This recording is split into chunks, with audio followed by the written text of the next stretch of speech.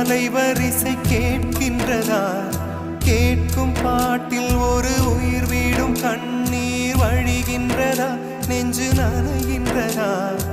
இதயம் கருகும் ஒரு வாசம் வருகிறதா? காற்றில் கண்ணீரை ஏற்றி கவிதை செந்தேனை ஊற்றி கண்ணே உன் வாசல் சேர்த்தேன். போயும் ஜீவன் ஓடும் முன்னே ஓடோடிவா.